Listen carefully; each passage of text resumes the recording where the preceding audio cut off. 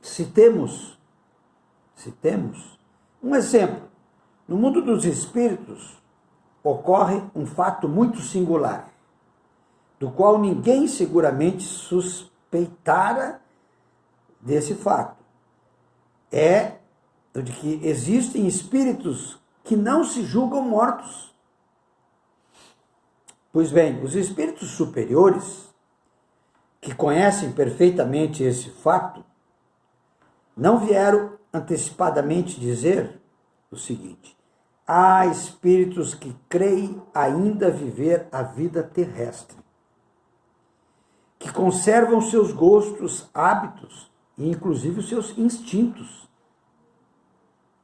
Mas eles provocaram a manifestação de espíritos dessa categoria para que nós os observássemos.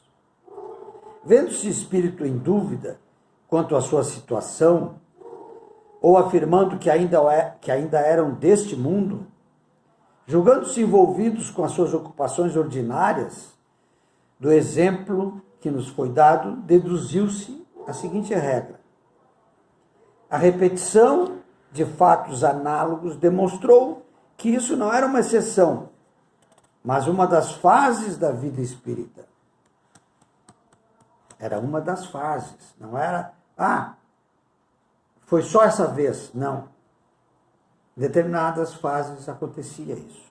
Ela permitiu estudar todas as variedades e as causas dessa singular ilusão que temos.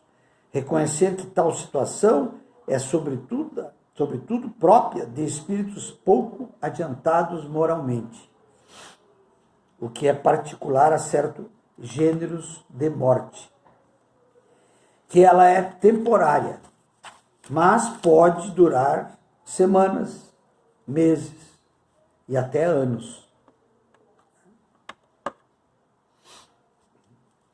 Foi assim que a teoria nasceu das observações, e não foi observado primeiro, foi observada a teoria em primeiro lugar, não. Primeiro nasceu a observação, depois a teoria. O mesmo ocorreu com relação a todos os outros princípios da doutrina. São decorrentes das observações feitas. Assim como a ciência propriamente dita tem por objetivo o estudo das leis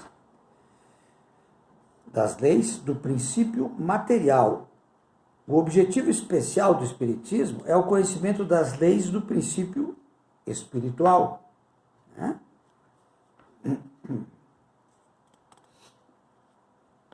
Ora, como este último princípio é uma das forças da natureza que reage incessantemente sobre o princípio material e vice-versa, o material sobre também esse princípio espiritual, daí resulta que o conhecimento de um não pode ser completo sem o conhecimento do outro.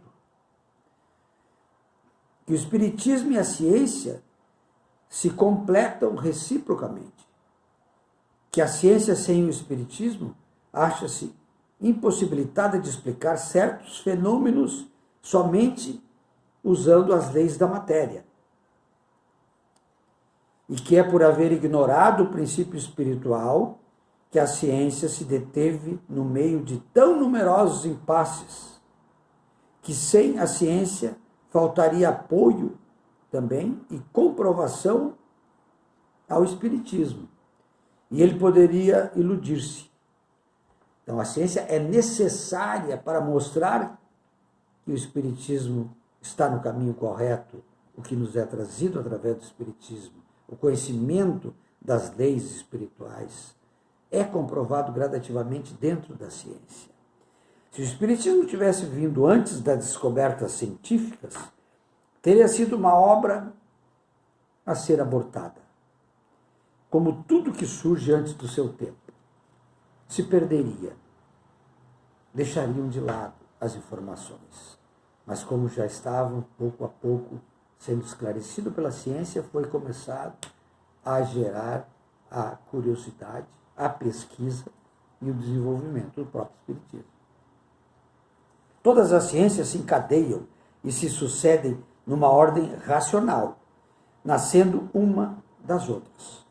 À medida que acham um ponto de apoio nas ideias e nos conhecimentos anteriores, a astronomia, uma das primeiras a aparecer, conservou todos os erros da sua infância, até o momento que a física revelou as leis das forças dos agentes naturais. Veio complementar a química, nada podendo sem a física. Devia segui-la de perto, para depois caminharem juntas, uma se apoiando sobre a outra. A anatomia, a fisiologia, a zoologia, a botânica e a mineralogia só se tornaram ciências sérias com o auxílio dos conhecimentos trazidos pela física e pela química. A geologia mais recente, sem a astronomia, sem a física e sem a química e todas as outras, teria ficado sem seus verdadeiros elementos de vitalidade. Assim, ela só poderia ter surgido mais tarde. Tudo tem uma explicação. Por quê? Se a geologia era inerente da própria Terra, porque não foi o primeiro os conhecimentos, porque não ia entender os fenômenos das transformações químicas da natureza, as reações físicas que ocorrem. Primeiro teríamos que estudar, conhecer a química, conhecer a física, né? E a própria astronomia, que envolve com as suas energias e se manifesta na formação dos solos, da geologia, da mudança de maré e os desgastes que se formam, as transformações geológicas. Então, esse conhecimento veio posterior. Todas as ciências, enfim, se encadeiam e se sucedem numa ordem racional, nascendo uma das outras. À medida que acham um ponto de apoio nas ideias e nos conhecimentos anteriores, pode-se desenvolver novas ciências.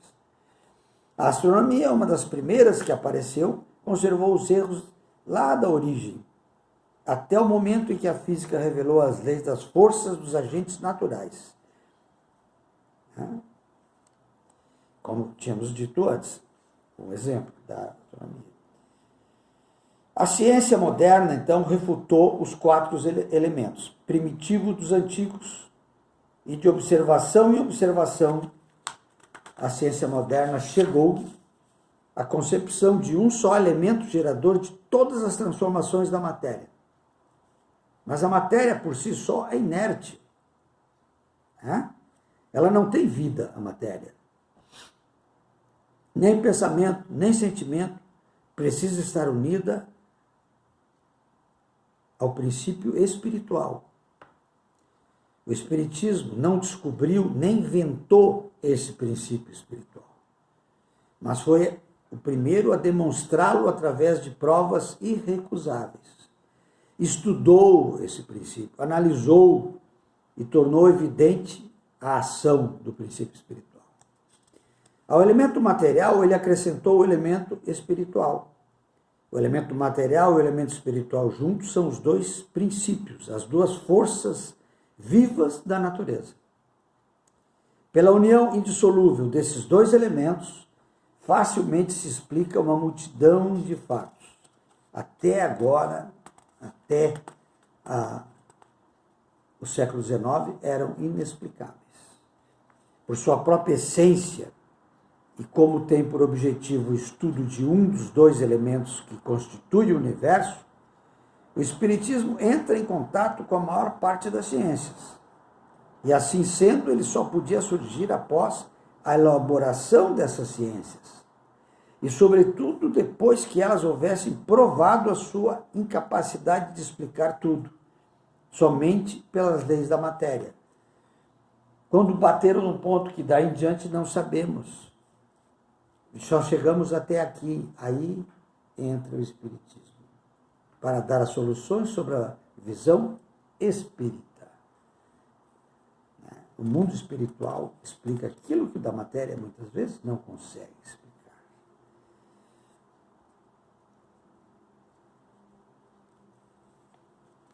Acusa-se o Espiritismo de parentesco com a magia e com a feitiçaria, e aí engana as pessoas. Olham sobre muito tempo olharam com medo. Isso é coisa do demônio, isso é coisa de magia, confundem a macumba, é um trabalho, isso aí é coisa de espiritismo. Temos que explicar para as pessoas que não tem nada a ver. Porém, esquece que a astronomia tem por irmã mais velha a astrologia judiciária, astrologia judiciária, que não está muito distante de nós, que a química é a filha da alquimia. Os alquimistas estão chegando, com o qual nenhum homem sensato ousaria ocupar-se hoje em dia. Né? Hoje em dia ninguém vai mexer com alquimia, com química. Mas antigamente era só o que existia, não era química, era alquimia, as misturas, as transformações. Ninguém nega, entretanto, que na astrologia e na alquimia estivesse o embrião das verdades de onde sairiam as ciências atuais. Apesar das suas fórmulas ridículas, a alquimia levou à descoberta dos elementos químicos e da lei das afinidades. A astrologia se apoiava na posição e no movimento dos astros que ela estudara, mas ignorava as verdadeiras leis que regem o mecanismo do universo.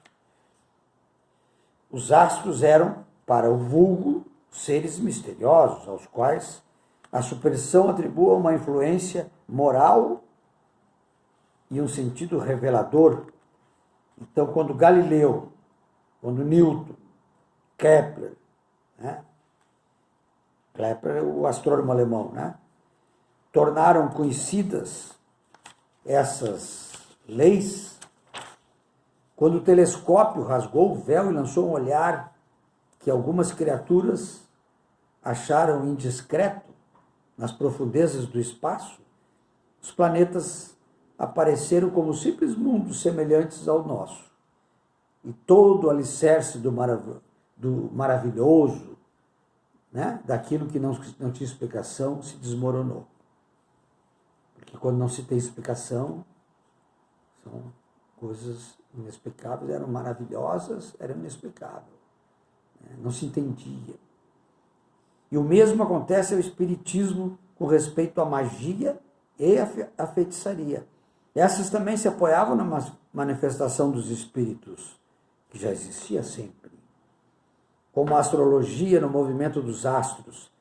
Mas na ignorância das leis que regem o mundo espiritual, elas misturavam a essas relações práticas e crenças ridículas, as quais o moderno espiritismo, fruto da experiência e da observação, refutou. Certamente, a distância que separa o espiritismo da magia e da feitiçaria é maior do que a que existe entre a astronomia e a astrologia, entre a química e a alquimia. Querer confundi-las é mostrar que não se sabe nada sobre nenhuma delas, nem sobre o espiritismo, nem sobre a magia, né, que existiam naquelas épocas, a feitiçaria, a magia. Não conhece sobre aquilo e também não conhece sobre o espiritismo, por isso confundem. Esse conhecimento não pode deixar...